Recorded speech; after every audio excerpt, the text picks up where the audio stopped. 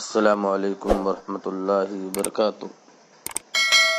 حامدا و مصلیا اما بعد، اشهد ان لا الہ الا اللہ وحدہ لا شریک لہ واشهد ان محمدا عبدہ ورسولہ صلی اللہ تعالی علیہ وآلہ وسلم۔ اعوذ باللہ السمیع العلیم من الشیطان الرجیم، بسم اللہ الرحمن الرحیم۔ فَقُلْتُ اسْتَغْفِرُوا رَبَّكُمْ إِنَّهُ كَانَ غَفَّارًا يُرْسِلِ السَّمَاءَ عَلَيْكُمْ مِدْرَارًا وَيُمْدِدْكُمْ بِأَمْوَالٍ وَبَنِينَ وَيَجْعَلْ لَكُمْ جَنَّاتٍ وَيَجْعَلْ لَكُمْ أَنْهَارًا۔ معزز و مکرم سامعین، رمضان المبارک کے مہینے میں کرنے والے اعمال میں سے ایک اہم عمل توبہ و استغفار کرنا ہے۔ گناہ کو گناہ سمجھتے ہوئے، برائی سمجھتے ہوئے، اللہ رب العالمین کے خوف سے گناہ کو چھوڑ دینا، اس پر شرمندہ ہونا، نادم ہونا اور دوبارہ گناہ نہ کرنے کا مکمل اور پختہ ارادہ کرنا، اور اللہ سبحانہ و تعالی سے مغفرت طلب کرنا توبہ استغفار کہلاتا ہے۔ اور اپنے گناہوں سے توبہ و استغفار کرنا یہ بندے مومن پر واجب ہے۔ اللہ سبحانہ و تعالی نے سورہ ہود آیت نمبر 3 کے اندر فرمایا، استغفروا ربکم ثم توبوا الیہ، اپنے رب سے استغفار کرو، اپنے گناہوں کی معافی طلب کرو، پھر اسی کی طرف توبہ و رجوع کرو، اسی کی طرف رجوع کرو۔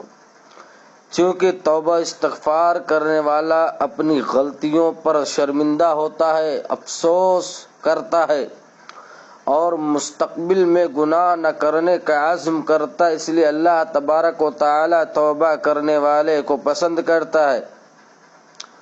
اللہ تعالی نے ارشاد فرمایا، ان اللہ یحب التوابین، سورہ بقرہ آیت نمبر 227، کہ اللہ تبارک و تعالی توبہ کرنے والے کو پسند فرماتا ہے۔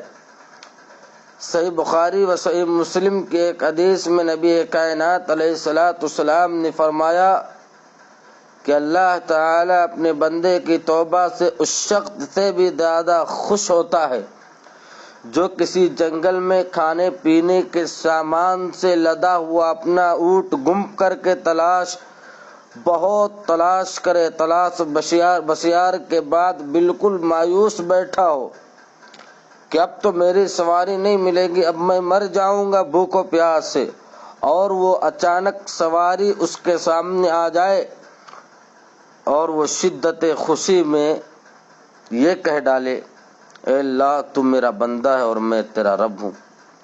اللہ تعالی غفار ہے، اس کی مغفرت بہت وسیع ہے، لہذا توبہ استغفار کے احساس سے پہلے آدمی کتنا ہی بڑا گنہگار ہو، اسے اللہ کی رحمت اور مغفرت سے مایوس نہیں ہونا چاہیے، بلکہ اگر وہ سچے دل سے توبہ استغفار کرے گا تو اللہ تعالی اس کے چھوٹے بڑے تمام گناہوں کو معاف فرما دے گا۔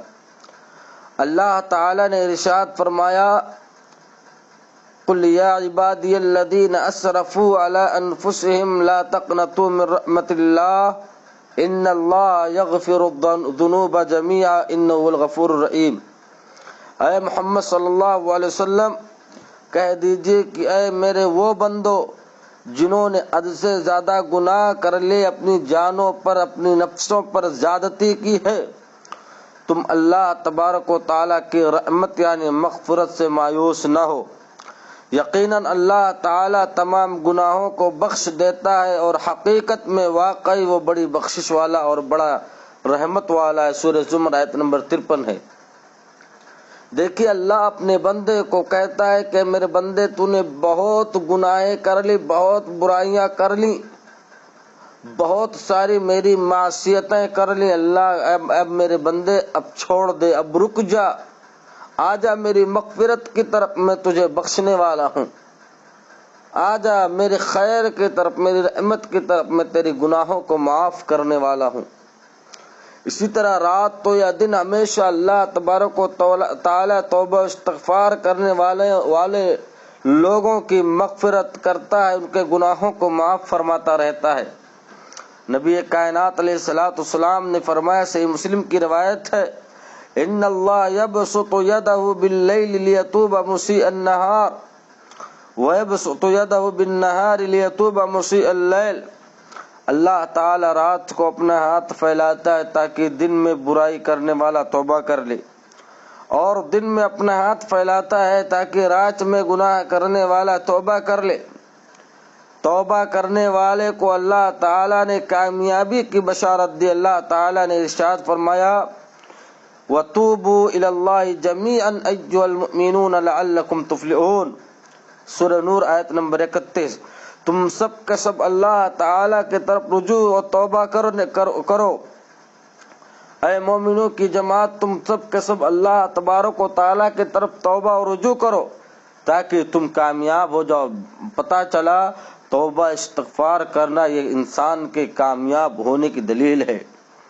توبہ استغفار کرنے کا ایک بہت بڑا فائدہ یہ ہے کہ اللہ تعالیٰ توبہ کرنے والوں کی برائیوں کو نیکی سے بدل دیتا ہے۔ اللہ تعالیٰ نے ارشاد فرمایا، من تاب وآمن وعمل صالحا فاولئک یبدل اللہ سیئاتہم حسنات۔ سورہ الفرقان آیت نمبر 70۔ جس نے توبہ کیا اور ایمان لائے اور نیک عمل کیا، ایسے لوگوں کے گناہوں کو اللہ تعالیٰ نیکیوں میں بدل دے گا۔